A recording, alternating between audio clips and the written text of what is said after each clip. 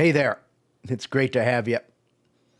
I'm Pat Burns, and today I'm going to talk a little bit about, well, line mechanics. Not always the fun, sexy stuff, is it? In my last few workshops, I've been making it a pattern to film the handlers on day one. I film them from the holding blind to the line. I'm only concerned with the line mechanics. I'm not showing any of the field work. I'm only getting the approach to the mat, the mechanics when you're on the mat, the dog's heeling mechanics, of course, line manners, your foot position, how you move, how the dog responds to your movement. It's all won and lost in the 5-foot circle. That's something I heard 40 years ago when I spent a few summers in California at Rex Cars, where I took my early lessons, and I remember them today. And that was something that was really stressed by Rex. I'm a believer.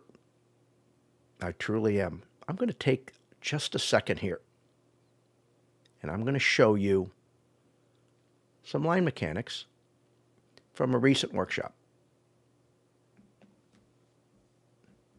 Okay, so we got a dog here that's about to come to line.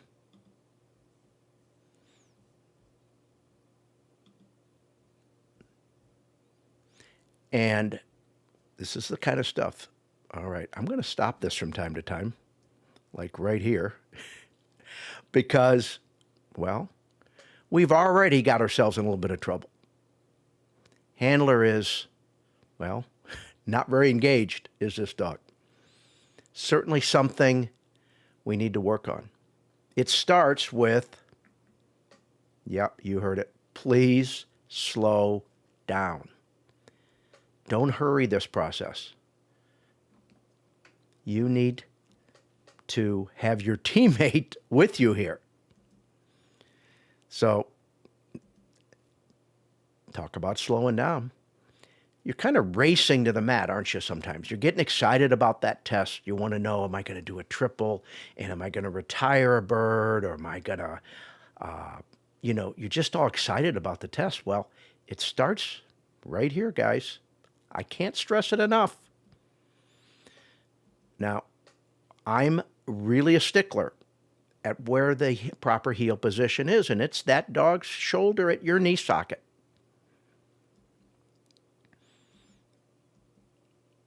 Now, he decides to run off the right here.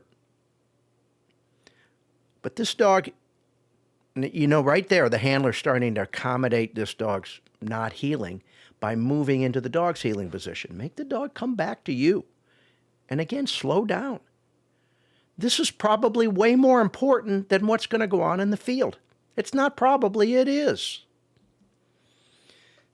Every time, okay, I'm going to get started again. I want you guys to stand square to the target. Bring your right foot even with your left foot, and the dog's shoulder at your knee socket. So when you try to step forward, you see how this dog's kind of looking around the handler, doesn't have a lot of control of what's going on here. And he tries to inch forward, but boom, and the dog wants to step ahead. You notice when he steps ahead, no longer is the dog in the proper heel position, and the handler doesn't have the influence he needs to have. And you watch, pretty soon, this dog keeps inching, and he's going to be off the mat any second now. And you see, every time he's trying to get him to watch a bird, he steps forward and a little more forward and a little more forward, and you're really at their mercy. And he's starting to stand up. He gives him a little tap on the butt, but look at it right there. Dog moves ahead. So we started somewhere in that middle of that mat, but what are we, 3 feet ahead now?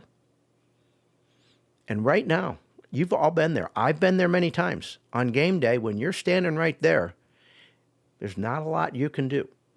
The dog can't receive any information from you. They're on their own.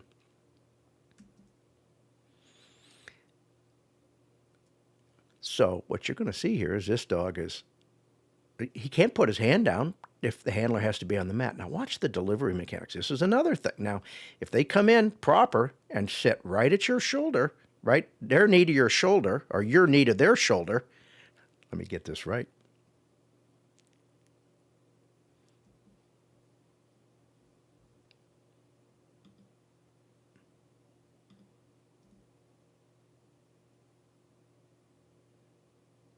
Let's talk about delivery mechanics.